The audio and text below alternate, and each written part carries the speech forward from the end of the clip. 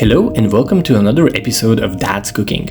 In today's video, I'll be sharing a flavorful braised beef short rib recipe that we will serve on top of some delicious and creamy mashed potatoes. The preparation of this meal is a bit more time consuming, but it's worth every last minute of it, and I can guarantee that everyone to who you'll serve this not only will enjoy it, but they'll also want the recipe for it. So let's get cooking.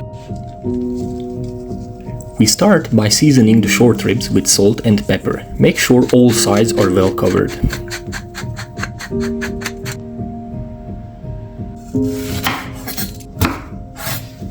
Next up, we need to rough chop our aromatics. I'm using red onions, carrots, celery and garlic.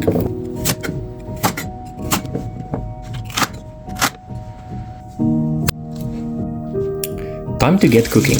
First off, you want to heat a pan on medium heat, and using a high smoke point oil, or in my case pork fat, will make sure to brown the short ribs on all sides.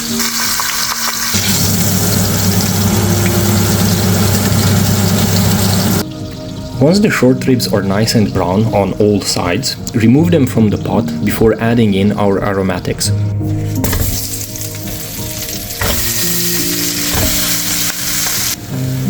We are not looking to fully cook the veggies, just add some color and then proceed to add back the meat.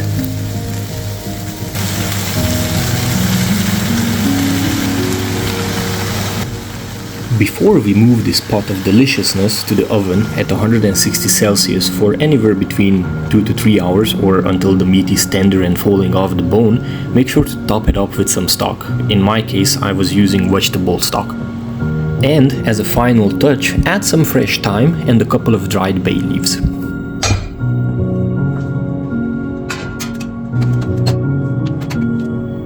Now, I did leave it in the oven for a longer period, but that's really not an issue. The meat will still stay very tender and juicy. Just watch how it all falls to pieces as I try to fish them out of the pot before straining the braising liquid.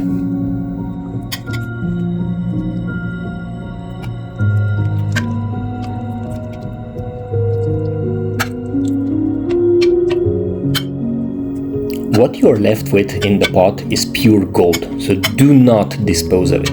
We'll reduce the liquid to make a very delicious sauce, and the veggies you can also eat on the spot or use them as extra garnish when serving.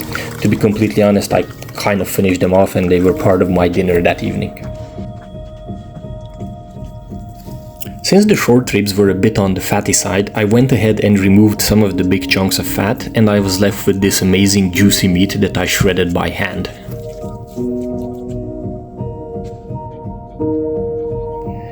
Just a word to mention, since I had the time and was cooking this meal a day ahead of serving, I left the braising liquid to cool completely so I could remove some of the excess fat before moving on and reducing it. The reduction process is fairly simple. Add the liquid to a saucepan and boil until it thickens up. That's about it.